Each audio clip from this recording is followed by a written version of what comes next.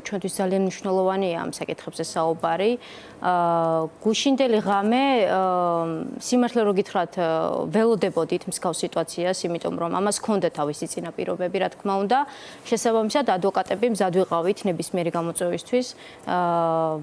დილიდან მობილიზებულები ვიყავით და როდესაც დაიწყო უკვე დაკავებები, შესაბამისად ჩვენს გავემართეთ იმისაკენ, რომ მოგვეძებნა თითოეული მათგანი, თუმცა მიუხედავად ჩვენი მცდელობებისა, მათი პოვნა რამოდენიმე საათი გრძელდებოდა. პოვნის მიუხედავად შემდგომ უკვე როდესაც ვარკვევდით თუ სად იყო სამმართველოებში ადვოკატების შეშვება არ ხდებოდა.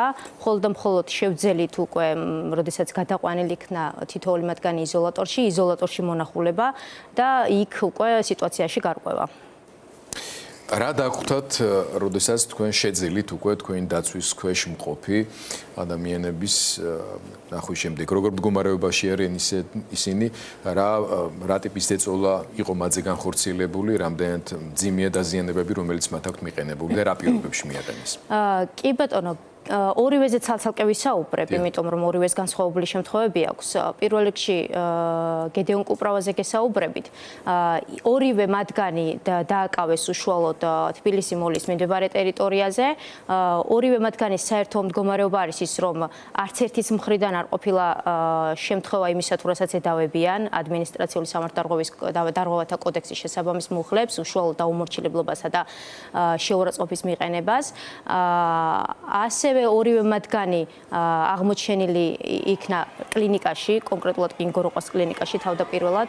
ვერ პოულობდით თავიდან ვერც იზოლატორში და ვერც სამმართველოებში შესაბამისად. აბა ტელემაყურებელს შეგვიძლია უთხრათ, რომ კადრები, რომელსაც ისინი თვალსადევნებენ, ზუსტად იმ ახალგაზრდებზე და ადამიანებზე ვსაუბრობთ ახლა ჩვენ, რომლებიც კადრებში ჩანან, როგორ ექცევიან მასთ, როგორ უსწორდებიან ფიზიკურად, როგორ ცემენ უმოწყალოდ. აი ეს კადრია ზუსტად გედეონის, როდესაც მას ჯგუფი, აი ამ სპეც დანიშნულების რაზმის წარმომადგენლების ასე უმოწყალოდ და სასტიკად ცემს.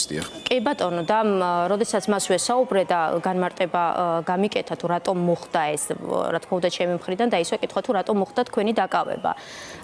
მისი განმარტებით აღნიშნა, რომ უბრალოდ იმ მომენტში, როდესაც ვიღაც კონკრეტულ მოქალაქეს აკავებდნენ და მიემართებოდნენ მისკენ, ზუსტად ამ მომენტში წაიქცა იქვე ქალბატონი, რომლის დახმარებას ასtildeობდა, ანუ გარშემო ჯგუფი ვერ ხედავდა ამ ქალბატონს და უბრალოდ ყვიროდა ხმამაღლა, რომ წინ ქალბატონი იყო წაქცეული და მხოლოდ დახმარებას საჭიროებდა და ამ ხმამაღალი ტონის გამო, რომ ის ყვიროდა, ამის გამო მოხდა მისი დაკავება და შემდგომ უკვე კადრებიც გავრცელდა თუ რა ფორმით მოხდა მისი დაკავება, თუმცა მიუხედავად ამისა, გავრცელებული კადრებისა და მათ მიმართ განხორციელებული ქმედებებისა, სამწუხაროდ ამით, რა ვიცი, ჯერჯერობით არც ერთი მოსამართლე არ დაინტერესებულა, მხოლოდ და მხოლოდ გვიმარტავენ, რომ უნდა მიმართოთ შესაბამის სამსახურს და შესაბამისმა სამსახურმა დაიწყოს გამოძიება, თუმცა დაწყებული გამოძიების მიუხედავად ჯერჯერობით შედეგს ვერ ვხედავთ ადვოკატები. ამჟამად ჯანმრთელობის მდგომარეობა როგორია? ამჟამად ბატონი გედეონი იმყოფება სახლში, მას აღენიშნებოდა თავის ტვინის ტრამვა, კონკრეტულად კი თავის ტვინის შერყევა, აგრეთვე სახის არეში დაზიანებები, კერძოდ ჰქონდა ცხვირი მოტეხილი. ასევე საუბრობენ ოპერაციის ჩატარებაზე, თუმცა ჯერჯერობით არ ვიცით საჭირო გახდება თუ არა. ხოლო რაც შეეხება ბატონ გურამ კაპანაძეს, ის ჯერჯერობით იმყოფება კლინიკაში, მასაც ასევე აქვს თავის ტვინის შერყევა, აგრეთვე ცხვირის ზგიდის დაზიანება, კერძოდ კი გაბზარული აქვს ცხვირის ზგიდე.